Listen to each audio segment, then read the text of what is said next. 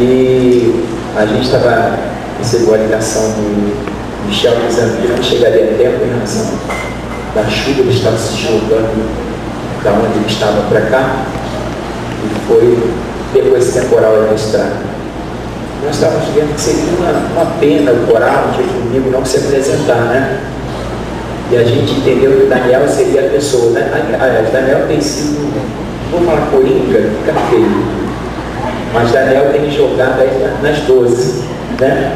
E a gente fica feliz pela vida de Daniel, da Raquel, que tem estimulado, né, os nossos jovens, não só jovens, porque a pastora Tatiana, né, você que ela também seja, você tem que explicar, você pode explicar, né? Mas a pastora Tatiana estava e algumas irmãs estavam lá sendo ministradas, pessoas com uma certa idade. Então, o Paulo Marinho deu parabéns lá a uma senhora que eu acho que tinha mais de 60 anos, né? Então teve um chamado, você tem um chamado para o ministério levítico, seja para dançar, para louvar o Senhor. Tem os cursos, né, de excelência que a gente pode melhor servir a Deus.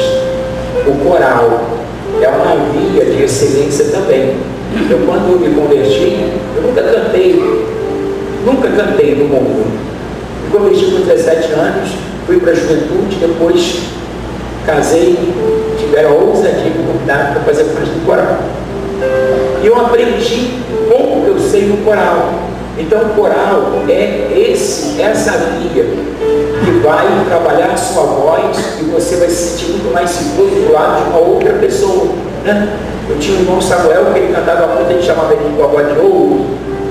E ele dizia assim para mim: Jorge, fica do meu lado. Eu falei: vivo, cara, que vivo. E eu aprendi muita coisa com ele. Ele dizia assim: fica do meu lado, deixa comigo. E muita coisa que eu aprendi. Então, a gente precisa, você que quer fazer parte do coral, você que quer trabalhar em alguma outra área da igreja, aqui o coral, né? Então esteja aí procurando o Michel, fazendo parte, se envolva com o trabalho da igreja, se envolva com o evangelismo, se envolva com a escola dominical, se envolva com a célula, porque Deus na verdade te chamou para você ser uma pessoa envolvida. Diga isso para o irmão: Deus te chamou para que você seja uma pessoa envolvida. Você não pode ficar fora desse mover de Deus. Você diz amém?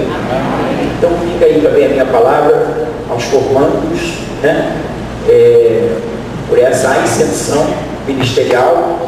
E foi interessante ontem a palavra do Paulo Marinho, e aquela palavra daquele pastor ontem me levou muito a refletir sobre a mensagem que Deus me deu hoje. Ele dizia que quando você, enquanto levita, vem prestar o seu culto, a gente tende muito a absorver aquela visão, né, que passa de geração em geração. Qual é? Olha só, vai começar o louvor, 2 rápidas e 2 lentas. Você bota a igreja para fazer um exercício e depois você leva a igreja a ficar mais com o coração contrito, com a ministração de uma música ou 2 músicas mais lentas, em razão de você promover esse ambiente. E ele falou uma coisa tremenda. Ele disse que o ambiente que a gente quer ministrar para Deus, ele não é a questão de ministrar música, está mais além. É você pensar que tipo de ambiente eu tenho que propiciar para que o meu culto seja um culto racional. Ele dizia sobre a dança, eu logo disse para a Nete: a Priscila faz exatamente isso.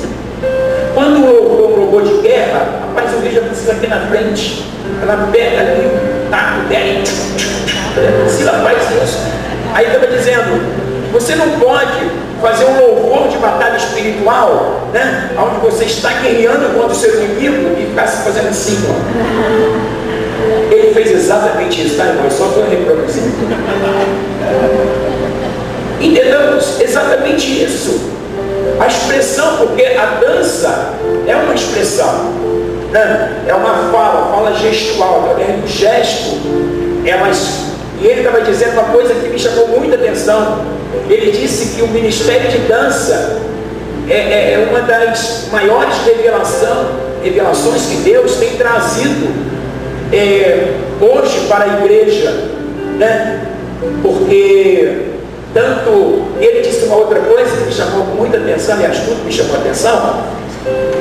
É comum a gente na igreja, enquanto pastor, a gente está aí com um mover, uma necessidade, uma batalha, a gente pede os intercessores façam a intercessão. Ele estava dizendo, às vezes a gente clama aí ajuda dos intercessores quando a gente deveria recorrer aos adoradores, porque quando Davi se propôs a trazer de volta a arca para Jerusalém, diz o texto que ele entendeu que quem deveria sair na frente seria os levitas. Você vai encontrar isso também em Josafá, né? Josafá estava cercado e ele teve medo porque era um exército numeroso, os povos se reuniram contra Josafá, e diz o texto que pela manhã ele levanta e fica com medo em razão da situação. E o que aconteceu? Ele então entendeu, ele não chamou o grupo de intercessão, ele chamou os levitas, e na proporção que os levitas cantavam e adoravam, porque o que acontece com a adoração? A adoração traz a presença de Deus, né? O que aconteceu? Em razão do mover de adoração, não é que o grupo de intercessão seja menos importante, mas existem coisas que a gente precisa redescobrir. Sempre esteve na Bíblia, só que a área dele é essa, Paulo Marinho, né? Então ele trouxe para nós um outro foco que estava passando despercebido, e a gente vai poder agregar, né, novos valores para a gente poder conduzir a igreja com excelência. E o que aconteceu na proporção que os levitas adoravam ao Senhor? Veio a voz do Senhor sobre o profeta Jeriel, e o Senhor falou ao rei e falou à nação: nesta peleja não tereis que pelejar, parai e vede o grande livramento que vem do Senhor vosso Deus. Amém? Então a gente precisa estar recebendo essas palavras. Irmão, foi tremendo. Eu estava tão cheio de Deus, aquele pastor também estava, e na hora que a gente foi orar pelos formandos, minha mão estava cheia de azeite, eu passei, e ele veio falar comigo. Deus me tomou, mas eu senti uma alegria, um mover. São essas coisas, essas experiências que você e eu temos com Deus, seja no nosso ações, seja na igreja, dentro de uma coletividade. Nós precisamos aproveitar o ambiente que Deus nos propiciou e também propiciar a Deus um ambiente que nós queremos ou buscamos que Ele venha e se sinta bem. Qual é o ambiente que Deus quer vir e se sentir bem? Quando a igreja está tomada de adoradores, porque a Bíblia diz que Deus habita no meio dos louvores. Braço pergunta e diga assim: você pode, mais do que está aqui, gerar um ambiente no teu coração, na tua alma, que vai recepcionar a glória de Deus já manifesta nesta noite. E depois que assim o fizer, você vai ver que tudo vai mudar a partir desse momento. Aleluia! Aleluia! Eu não sei falar inglês. E quando Deus nos deu uma palavra, eu creio que era uma palavra para ele, mas não sabia que a palavra era para ele.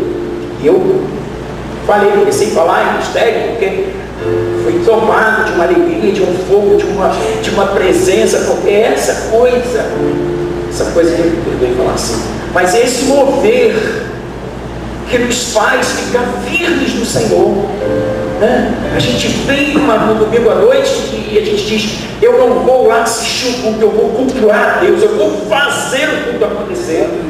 Deus vai receber a minha adoração, eu vou. E depois ele perguntou para mim: você sabe falar inglês? Eu falei: não. Ele disse assim: Deus usou para dizer para mim: por favor, não vá embora, porque eu vou aumentar o fogo. Então, Deus trabalha assim. E a coisa que a gente mais quer é que Deus trabalhe com a gente. Você diz amém? Quantos querem que Deus trabalhe? Vamos ficar de pé? Acho que hoje é o dia de ficar em pé, né? Vem cá, Ana Rosa, vem cantar com louvor, que a gente possa mais uma vez adorar a Deus. Depois dessa palavra, nada melhor do que a gente fazer mais um louvor, né? Onde a gente vai dizer isso para Deus: Senhor, eu quero propiciar, porque é você quem vai prestar o culto. Você que nesse momento, eu e você vamos propiciar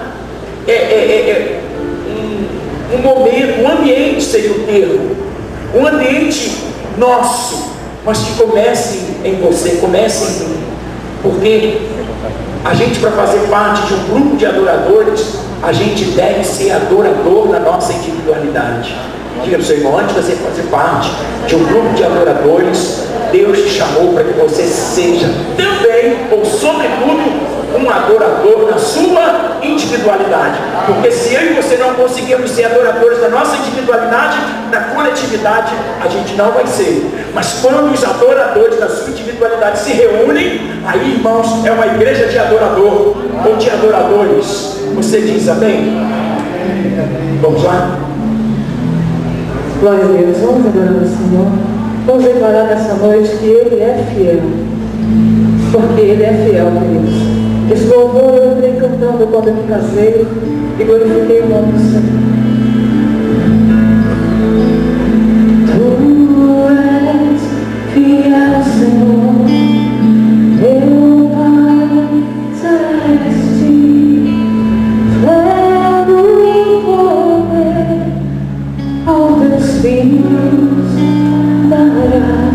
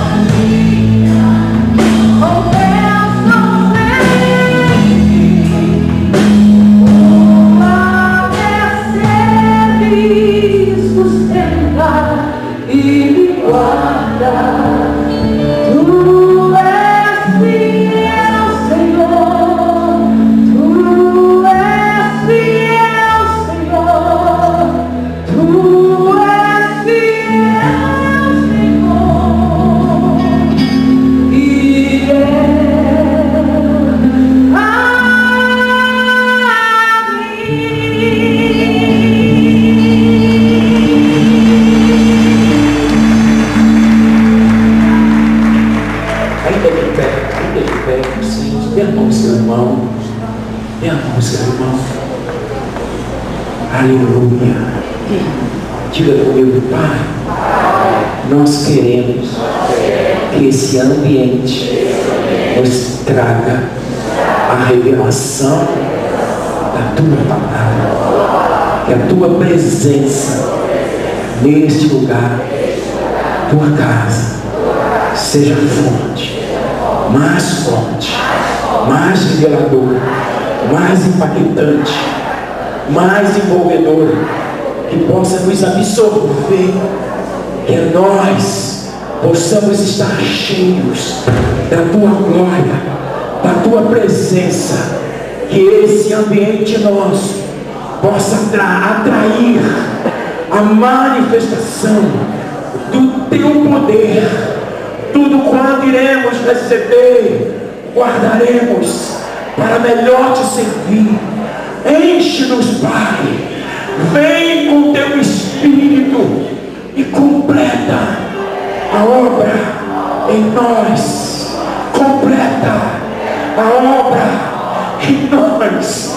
Que nós possamos gerar na nossa alma um ambiente propício ao Teu falar, a Tua glória.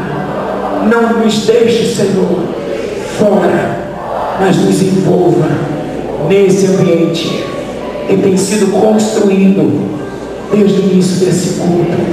Agora mais do que nunca, vem com a Tua presença, vem com a Tua nuvem, vem com o Teu poder.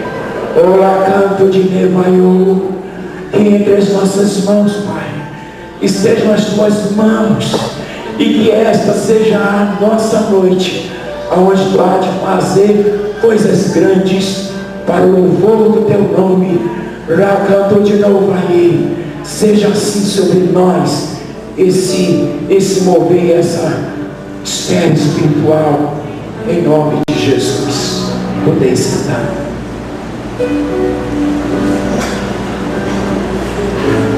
Agora sim, abra comigo a palavra do Senhor na carta de Paulo a Tito, capítulo 2.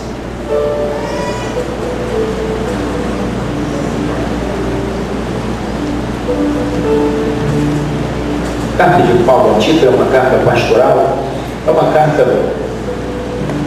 eu entendo que ela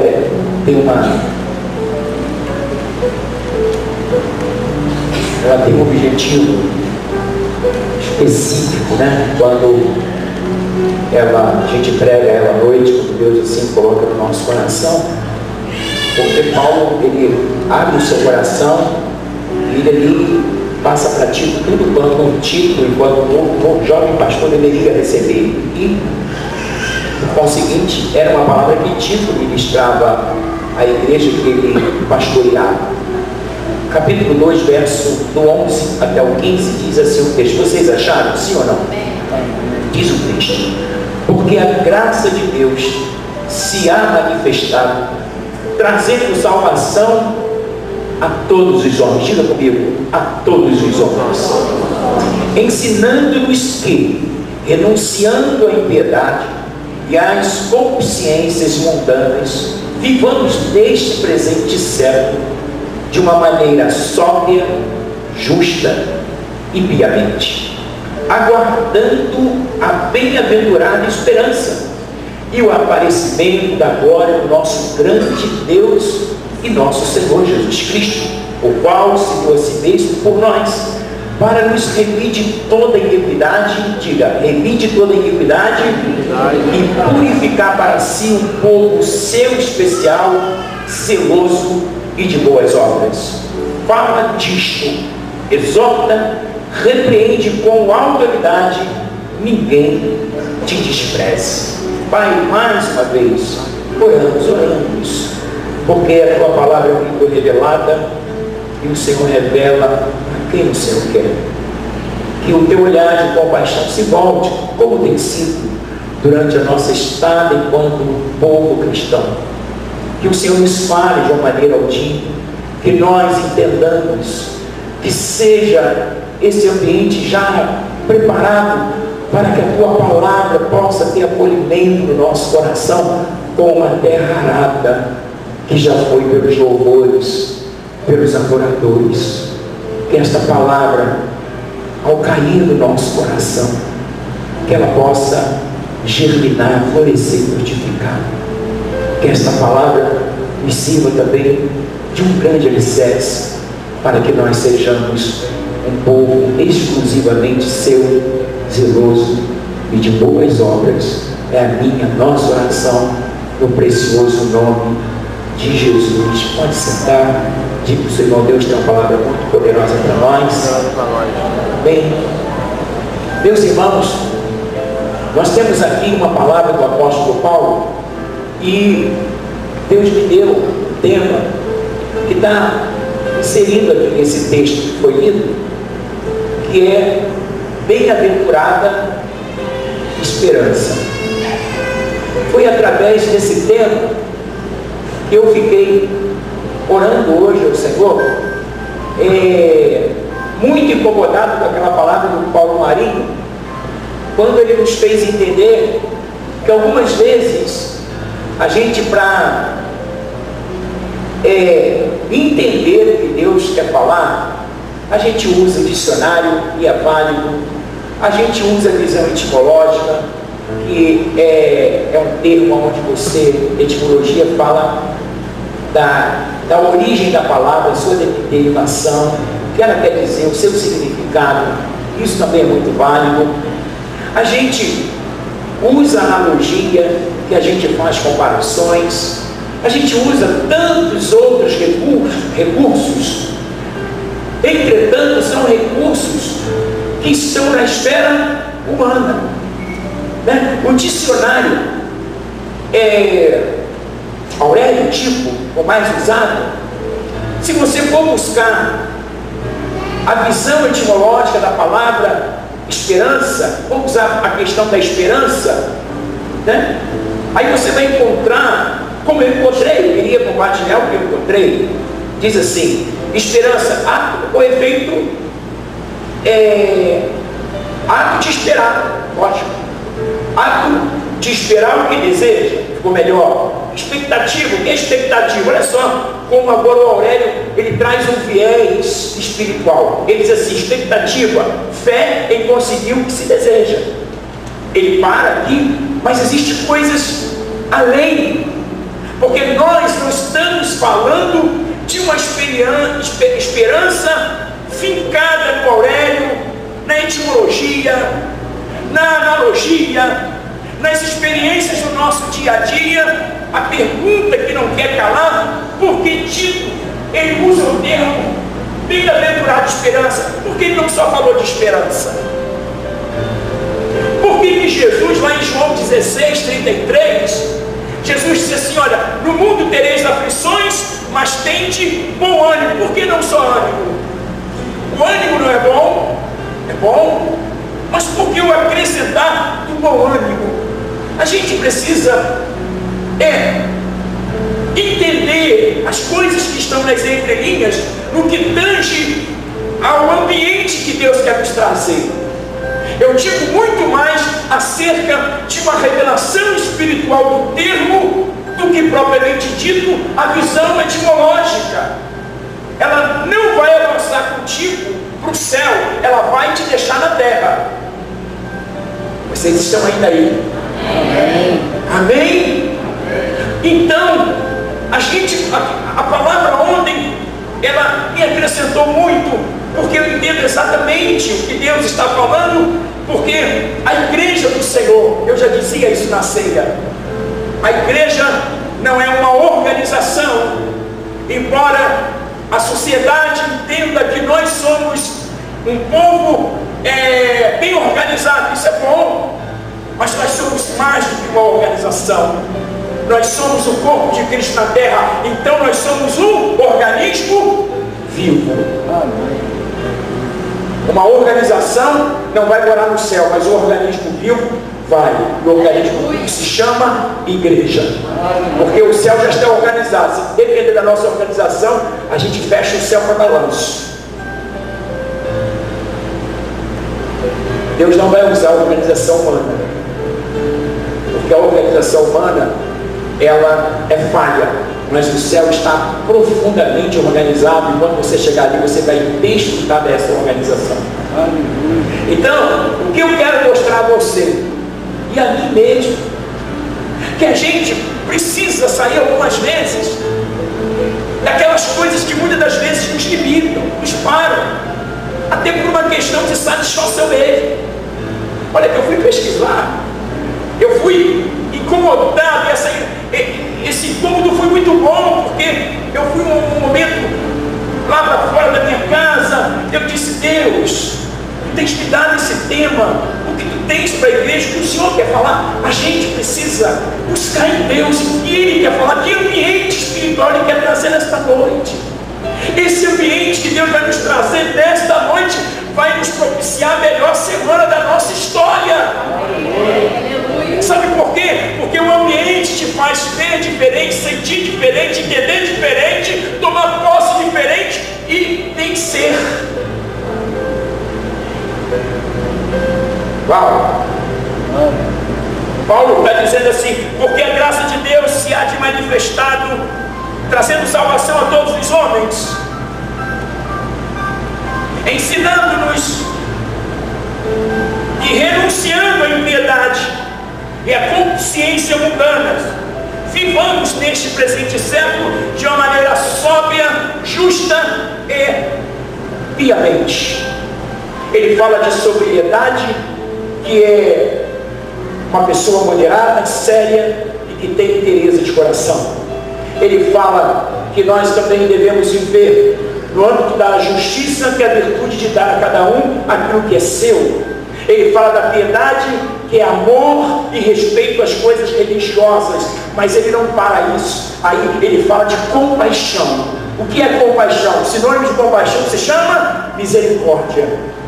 E a coisa que Jesus mais usou no seu ministério foi a misericórdia, porque a Bíblia diz que as pessoas vinham até Jesus e o seu coração era tomado de compaixão, e em razão da compaixão ele curava os enfermos. A compaixão trazia um ambiente propício para que os enfermos fossem curados.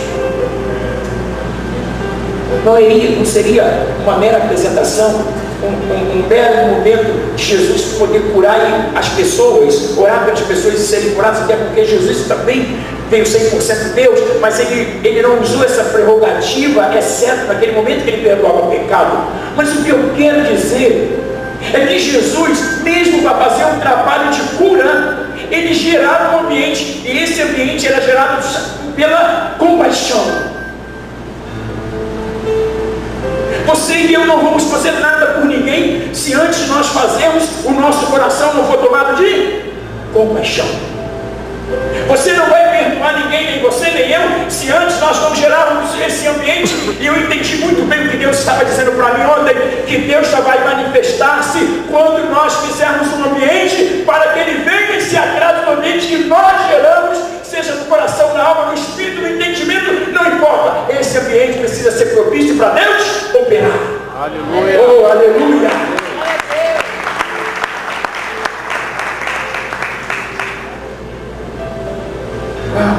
É isso. Aí eu vou chamar isso da cereja do bolo, da azeitona da empada. Claro, querendo espiritualizar mais do que a visão convencional. O que eu quero dizer? Eu quero dizer que algumas vezes a gente fica profundamente satisfeito. Isso não é tão ruim, mas a satisfação, em razão da etimologia, em razão do dicionário, em razão da analogia, em razão daquilo que eu posso entender, se isso me traz satisfação, eu paro. Paro ou não paro? Eu digo, será que Deus tem alguma coisa mais a falar? Eu tive uma experiência, um dia eu preparei uma mensagem, e depois da mensagem preparada, eu peguei aquela mensagem, porque eu começo a preparar, olha só, irmãos, eu não gosto de dizer trabalho, mas o engajamento, o envolvimento que todo pregador precisa ter. Você ora, Deus te dá o tema, depois do tema você busca o fundamento teológico, depois do fundamento teológico você monta o corpo da mensagem e você pensa, Senhor, será que essa mensagem está boa? Será que é isso mesmo que você quer falar? Aí você começa a dizer para Deus o que pode acrescentar, o que pode, e você fica, e Deus gosta disso, porque você está gerando um ambiente antes da mensagem. Por conta do ambiente que você gera antes da mensagem, Deus escolhe você que não ia no culto, vocês precisam ir, porque eu vou gerar um ambiente para falar contigo de uma maneira que eu nunca te falei. O ambiente, ele faz, ele antecede, é igual a atitude que antecede, a intenção que antecede a ação. Diga para o seu irmão, intenção antecede a ação. Ninguém age se primeiro não estiver pensando o que tem que fazer, o que tem que falar. A gente tem isso. Eu entendi que o ambiente, ele faz isso. Tudo certo. E faltava 2 horas para o culto. E o Espírito Santo resolveu me cutucar. Pergunte para Deus.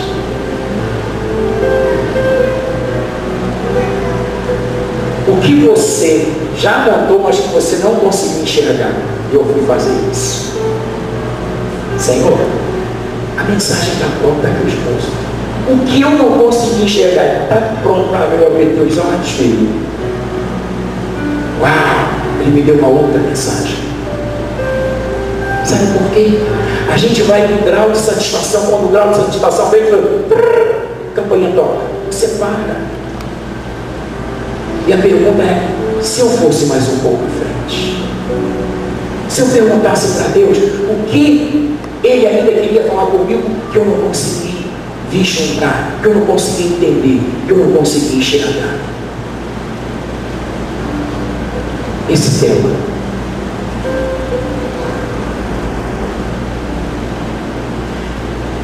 Eu escrevi. Em torno destes versículos acumulam-se uma infinidade de pensamentos, das quais, o que é a graça de Deus? Nós respondemos, uma boa e merecida. Como se manifestou? Através de Jesus. O que ela nos ensina? A uma conduta cristã, esperança que ela nos inspira, uma esperança espiritual.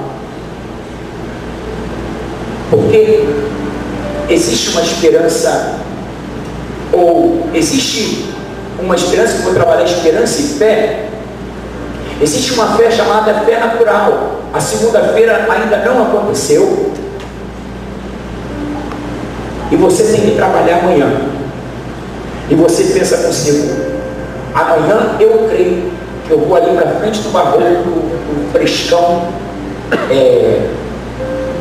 castelo de 5 horas vai passar. Você acha que ele vai passar? Vai. Isso é uma fé natural. A segunda nem aconteceu, não é nem 5 da manhã, mas como essa fé natural está atrelada às suas experiências diárias. Mais do que uma fé natural, existe uma fé espiritual. O conceito de Hebreus 11, ele diz, a fé é o firme fundamento das coisas que se espera.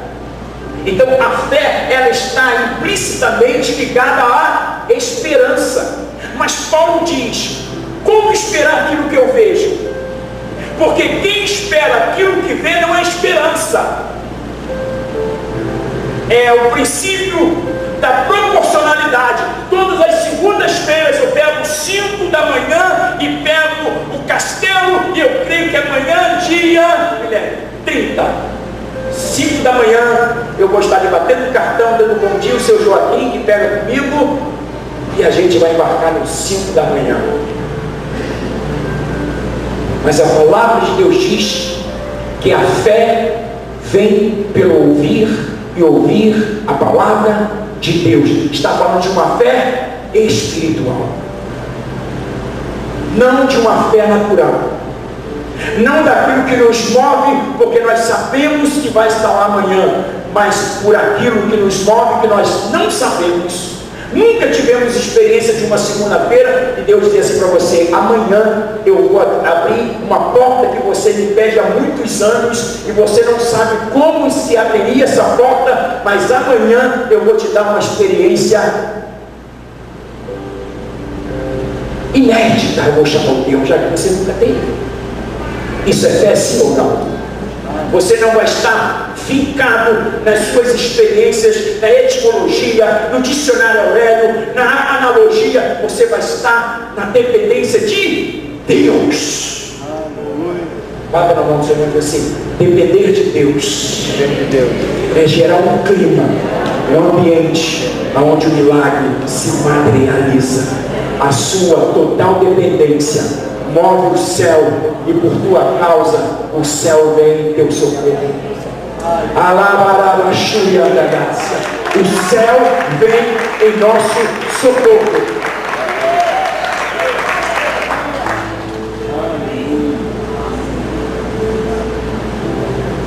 Quem foi o mensageiro desta graça? Qual a sua obra?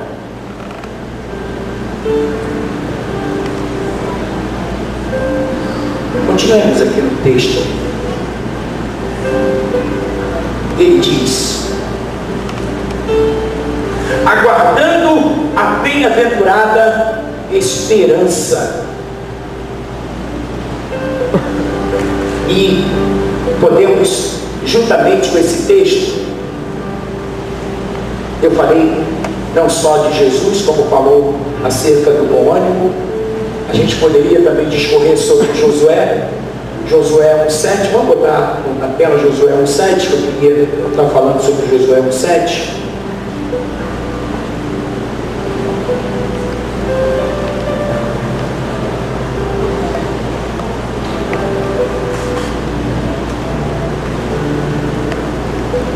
Você pode ler comigo?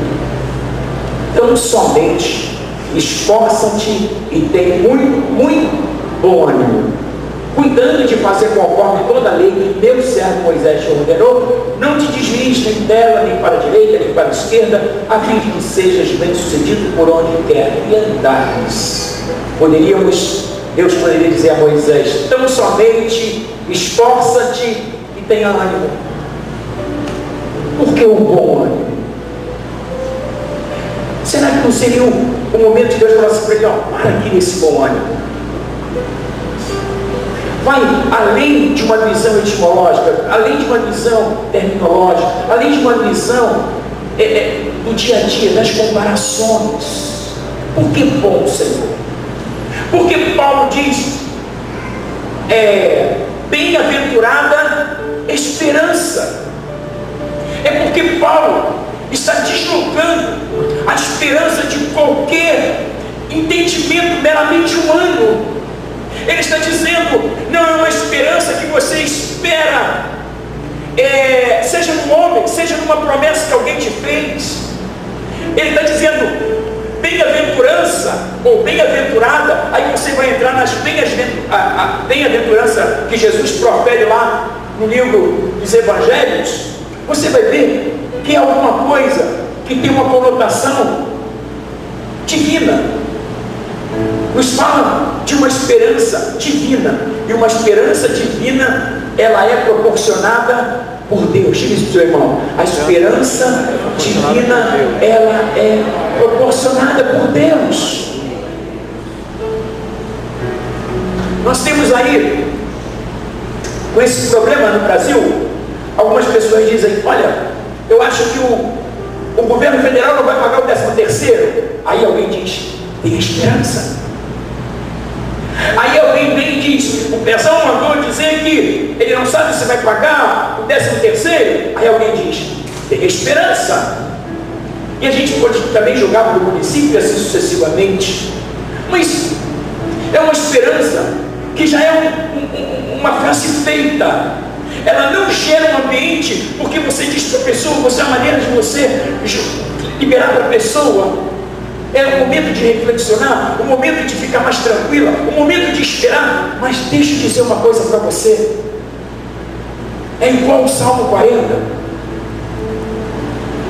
O Salmo 40, por muitos anos, ele foi muito mal entendido na sua visão espiritual. O que a igreja usava até então era o Salmo 40 dentro de uma visão que eu vou chamar de uma visão etimológica, que é a origem da palavra quer dizer. Então era o seguinte: esperei com paciência no Senhor. Você pode botar o Salmo 40? Esperei com paciência no Senhor, Ele se inclinou para mim e ouviu o meu clamor. E todos os crentes que estavam com problema de esperar, as pessoas diziam: fica no Salmo 40. Quantos lembram disso? Ou só eu? Amém. Estou diante de uma igreja normal, né? Mano, as pessoas olhavam assim para uma pessoa com uma certa idade, ainda sem casar.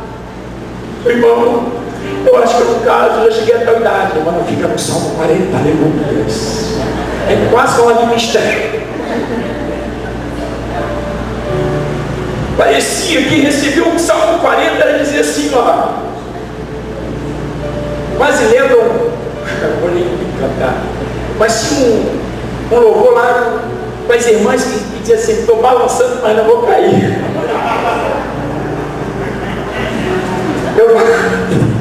Eu falava para a minha sogra: não gosto de ouvir esse hino. Estou balançando, mas não vou cair, não vou cair, não vou cair. Para de cantar em cima, estou balançando. Não fazia bem nenhum, né? Sei lá. Deixa eu continuar no Salmo 40. Esperei com paciência pelo Senhor, e Ele se inclinou para mim e ouviu o meu clamor. Continua 2. Quanto verso? Também me tirou de uma cova de destruição, de um charco de lodo, e pôs os meus pés sobre uma rocha e firmou os meus passos. Eu parei para pensar sobre isso. Imaginemos eu com 95 quilos, 1,80 m, claro. Eu dentro de um charco de lodo afundando. Você acha que eu vou levar quanto tempo para afundar? Vai ser rápido. Ei, o Salmo 40 não traz uma conotação espiritual de muito tempo. Porque se ele ficasse dentro de um charco de lodo, sem que Deus viesse a ser o seu corpo, o que ia acontecer? Ele ia morrer.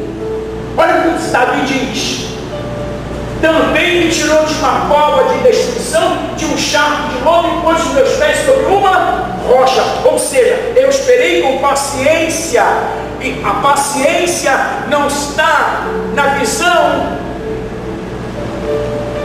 que eu queria, tem que me lembrar, mas eu vou usar o termo que eu estou usando. Ela não tem essa conotação de esperei com paciência muito tempo. Esperei com paciência é modo, não é tempo. Diga, tempo e modo são coisas diferentes.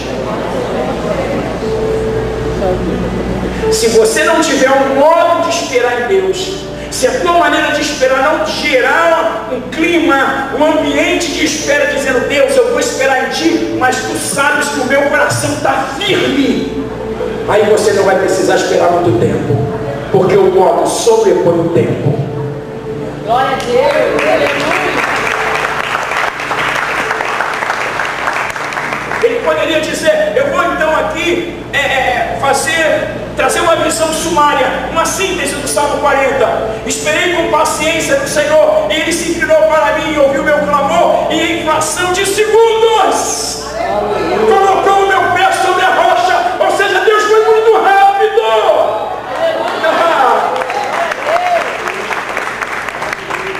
Aqui tem muitas irmãs. Irmã não casou ainda. Aleluia, meu irmão, Deus me falou que eu tenho que ficar no Salmo 40. Falei: então entra no 70, apressa-te, Senhor. A gente está usando um termo bíblico para dizer que a pessoa você não casou ainda. Que a questão não está na visão etimológica, e sim no ambiente que se gera em razão da fé. Você crê que Deus está mudando todas as coisas ao seu redor, e aquilo que você não viveu nos últimos 11 meses, Deus vai bradar lá do céu céu sobre esta igreja, sobre a tua casa, sobre a tua família, aquilo que está retido, aquilo que você precisa viver, a resposta que você não viveu em 11 meses, mas pastor, se faltar só um mês, eu tenho certeza disso. Não é o tempo, é o modo.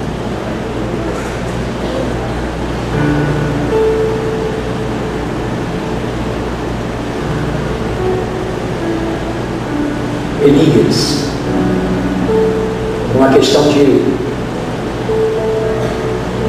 Acabe. Acabe foi um rei que se perdeu por causa de Jezabel. Todos os homens de Deus que se perdem porque eles sempre têm uma Jezabel ao seu lado. Todos os Acabes.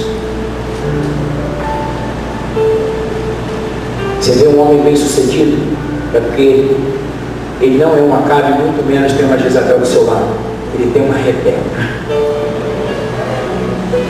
Mas Acabe se perdeu porque ele se envolveu com Rebeca. Rebeca ia curar o menino.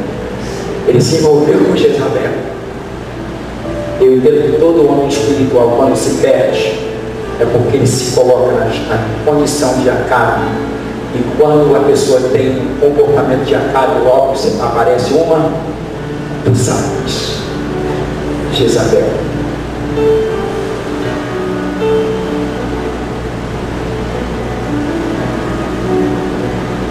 Nós atraímos as pessoas.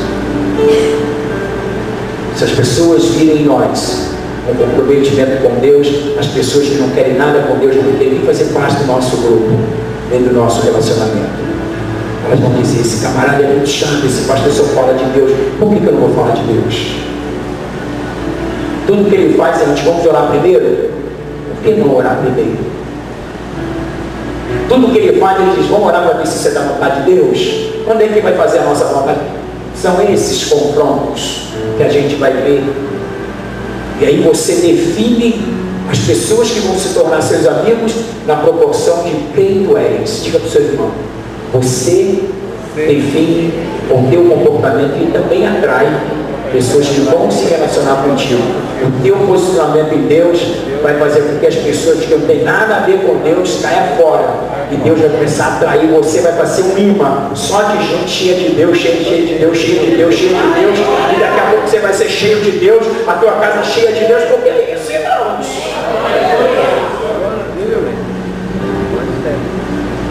Você estava falando de quem? Isso! Elias, em razão daquela situação, Elias foi orar e disse assim: olha como Elias foi ousado.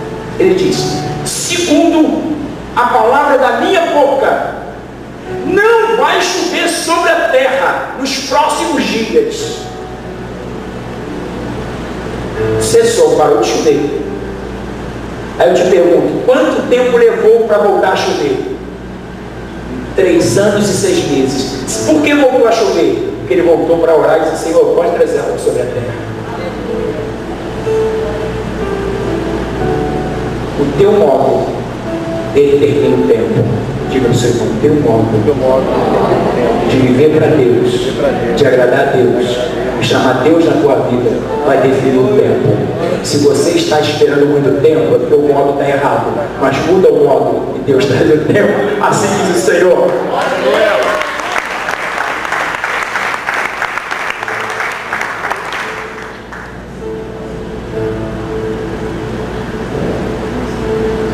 Está vendo? Como a questão não é questão etimológica, não é a questão da analogia, muito menos da filosofia, da ideologia, é a maneira. A maneira que se entende, que se vive, que se crê. E em razão disso, Deus faz. Deus pode fazer de hoje para amanhã o que Ele não fez nos últimos 11 meses. Amém. O que eu preciso para que Deus faça? Ele basta liberar uma palavra. E a palavra está na tua boca, no teu coração, junto de ti. Se crês no teu coração e confessar com a tua boca, serás salvo. se esse comportamento e esse modo escreve o nosso nome no livro da vida e nos dá o céu, o que o comportamento e o modo não vai nos propiciar na terra? Tudo. A gente precisa ter uma visão de grandeza. Deus trabalhou do macro para o micro. Deus nos deu o céu. Nosso nome escrito no livro da vida é o macro. Os grandes homens, os poderosos, dariam tudo que tem na visão micro, embora eles entendam que é macro. Os grandes milionários, Bill Gates e tantos outros. Não posso nem fazer mais referência do Eike Batista, porque ele se perdeu, né? Um imagino no Brasil, o 8º magino do mundo, conseguiu perder tudo. E vou dizer uma coisa para vocês, não levou muito tempo, mas a maneira, o modo, fez ele perder tudo da noite para o dia. A questão não está no tempo, está no modo. Você ainda está aí? Como Deus está falando contigo, diga isso, seu irmão. A questão não está no tempo. Deus não precisa de 10 anos para te abençoar, para fazer você um homem mais rico de Maricá. Deus pode fazer isso da noite para o dia.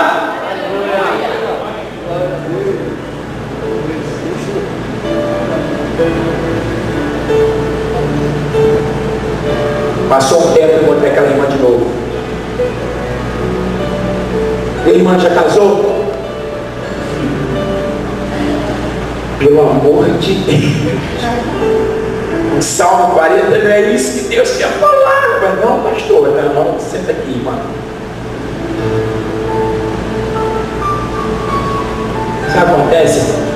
Fica no Salmo 40. Você tem o entendimento de sentar e esperar muito tempo, há 10 anos.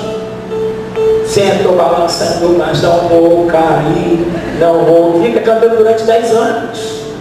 O que acontece? A pessoa nem se acomodou no Salmo 40, porque na sua visão de revelação da palavra rema, ela diz: olha só, Deus primeiro vai resolver o problema de todo mundo e depois vai dizer: por que você está sentado há 10 anos? Senhor, eu estou no Salmo 40, mas o Salmo 40 não é isso que eu queria dizer.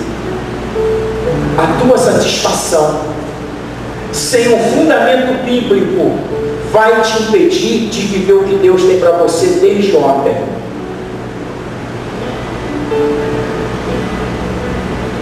Meu irmão, depois daquela mensagem, olha, Deus abriu a minha mente. Tu viu que a mensagem mudou hoje? É o ambiente, é o modo e não o tempo. Porque Deus é Deus. Ele chama a existência as coisas que não são como se já fossem. Ouça o que eu vou dizer. Tudo que nós precisamos, seja para hoje, para amanhã, todas as coisas, acredite nisso para nunca mais você errar. Tudo o que você precisa nesse momento, todas essas coisas já coexistem. Diga, tudo que eu preciso nos próximos 10 anos já coexistem, já residem nas mãos de Deus. Por que Deus não lhe dá? O problema não é o tempo. Deus não precisa esperar daqui a 10 anos para te dar. A questão está no modo, irmãos. Nós não geramos um ambiente, nós não geramos um clima, nós não geramos um momento de não mais ficarmos dentro de uma forma. Aí tem aquela questão da forma. Em Romanos capítulo 12, Paulo diz assim: e não vos conformeis com este mundo, mas transformai-vos pela renovação do vosso entendimento, para que saibais, ou seja, boa, perfeita e agradável vontade de Deus. O problema não está na forma, mas está na forma. Você está dentro de uma forma, ou você quer ter uma revelação da forma? Pergunte ao seu irmão: você está dentro de uma forma, ou você quer receber uma informação da forma? Né? Da forma, como fazer, como chamar Deus. Se você estiver dentro de uma forma, meu irmão, está quadrado, vai ficar quadrado. A forma vai definir quem você é, e o que é pior, tá? A forma traz uma conformidade. Paulo diz: não vos conformeis com este mundo, mas transformai-vos. Não é o mundo que vai transformar para te abençoar, não. É você que muda para mudar o mundo. E o entendimento, ele está internalizado. Você que está recebendo essa palavra hoje, você nunca mais pode ser o mesmo. Diga para o seu irmão: você que está recebendo essa palavra hoje, você nunca mais pode ser o mesmo. Então eu vou dizer uma coisa para você: nos próximos cultos, não levante para ir no banheiro e beber água não, porque Deus está falando contigo. Nos próximos cultos, não faz assim, eu não sei como vai ser. Deus está cuidando de você em ponto final. Deus vai te abençoar em ponto final. Deus vai abençoar o teu futuro em ponto final.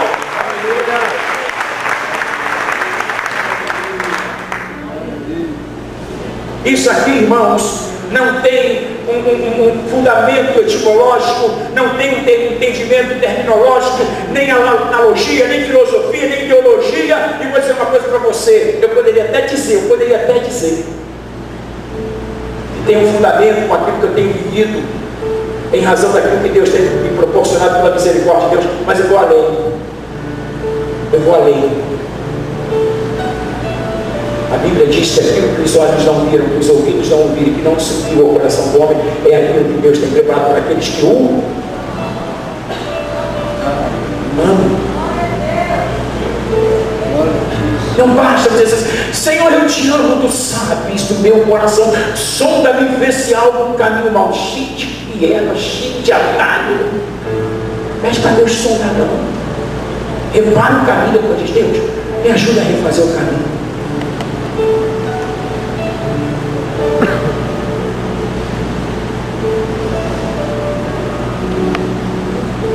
Aleluia. Diga assim comigo: eu não vim para uma reunião, eu vim para um ambiente que Deus quer falar comigo. Deus quer mudar o meu hoje, para mudar a minha vida. Mudando a minha vida, eu serei um canal para mudar a vida de tantos outros que se aproximarem de mim. Eu estou inconformado com o mundo que eu vivo e não vou entrar nessa forma, porque tu não tens para mim uma forma, mas tu tens para mim uma forma de ser o homem mais feliz dessa terra. Aleluia. Tu és exclusivo, tu és um povo especial, exclusivamente especial, zeloso de boas obras. Uau! Fica de pé comigo, cansado.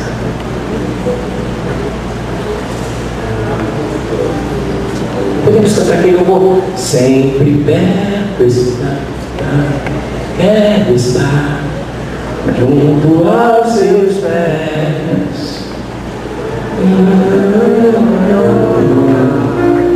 de me render e te adorar. Tudo que há em mim, vamos cantar. Tudo que há em mim